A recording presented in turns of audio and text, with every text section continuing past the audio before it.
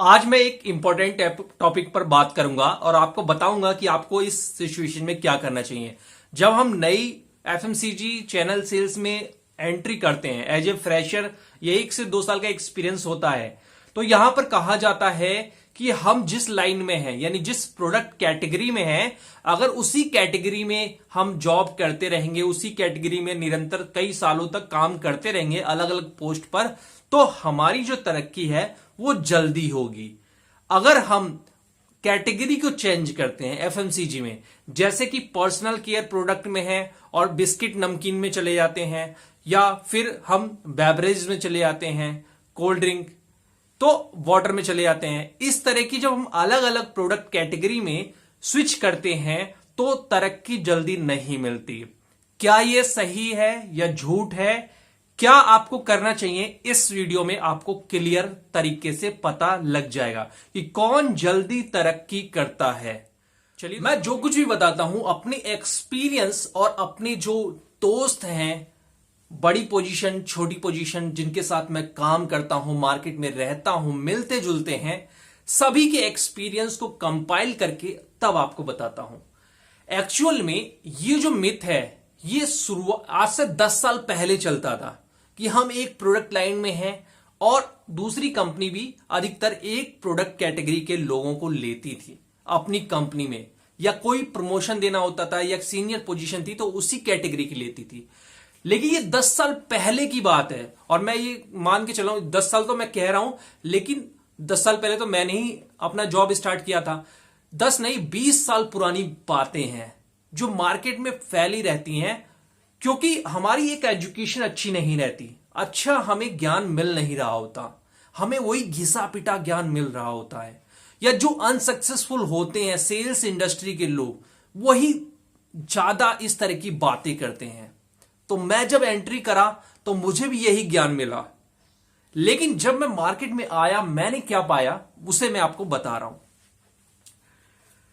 सबसे पहले आप इस चीज को भूल जाइए कि प्रोडक्ट लाइन अगर आपने चेंज करी है तो आपको तरक्की और पैसे नहीं मिलेंगे। यह बिल्कुल झूठी बात है। आपको तरक्की भी मिलेगी और पैसे भी मिलेंगे, बस एक चीज आपको बढ़ जाएगी, आपको दोबारा से उतनी ज्यादा मेहनत करनी पड़ेगी। जब आदमी एक जैसे बिस्किट नमकीन में है तो हमारे जो डिस्ट्रीब्यूटर हमने फाइंड आउट किए हैं, डिस्ट्रीब्यूटर को पता लगाया है, धीरे धीरे पता ही लग जाता है, कॉम्पिटिटर प्रोडक्ट पता लग जाता है, उनका कॉम्पिटिटर जो प्रोडक्ट होते हैं उनके मार्जिन क्या है, किस तरह की सेल्स चलती है, किस तरह से हमें अपने प्रोडक्ट को बेचना होता है, ये सब ट्रिक्स एंड टिप्स पता चल जाती हैं। लेकिन जब हम दूसरी किसी कैटेगरी में स्विच करते हैं, अब हम कोल्ड ड्रिंक में जाएंगे तो कोल्ड ड्रिंक में अलग अलग तरह के डिस्ट्रीब्यूटर हैं, उनको बनाने का टेक्निक भी अलग है और कई फॉर्मेट में वहां पर कोल्ड ड्रिंक बिकती है, कौन से सीजन में सही बिकती है, कौन से में कम बिकती है, ये सारी चीजें हमें दोबारा से करनी पड़ेगी। केवल आपको मेहनत बढ़ जाएगी, यानी जो शुरुआत में आपने मेहनत करी थी वही मेहनत आपको यहां करनी पड़ेगी। बाकी सैलरी पर कोई इफेक्ट नहीं पड़ता, पोजीशन पे कोई इफेक्ट नहीं पड़ता, आगे भी और बातें क्लियर हो जाएंगी।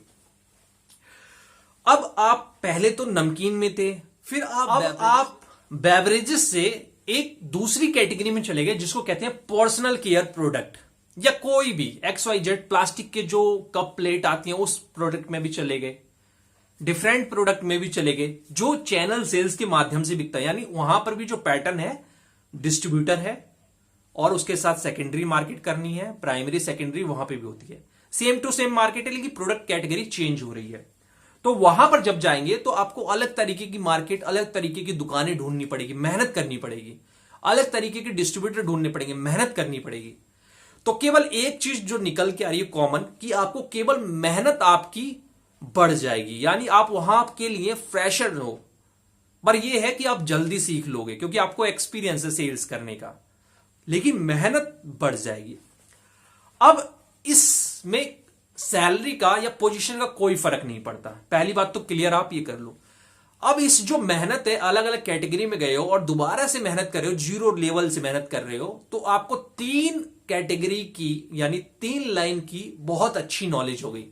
अब आपके पास डिस्पोजल प्लास्टिक प्रोडक्ट के भी डिस्ट्रीब्यूटर के आपके पता है, वो किस तरीके से काम करते हैं, किस तरीके से इसका टारगेट होता है वो भी पता है। कॉस्मेटिक का भी पता है, पर्सनल केयर का भी पता है, फूड का भी पता है, बेवरेजेस का भी पता है। अब आपको पता है आज से 10 साल पहले, उससे भी पहले काफी सारी कंपनी ऐसी थी जो अलग अलग सेक्टर में अपना पैर पसार रही थी। हर एक कंपनी आपने देखा होगा कि नमकीन से शुरू हुई थी और वो फिर फूड की और भी आइटम बनाने लगी और मतलब बेवरेजेस में भी घुस गई। इस तरह से इमामी आपने कंपनी सुनी है, पहले क्या बनाती थी और आज किस किस इंडस्ट्री मतलब किस किस लाइन में है। तो जब ऐसे लोग,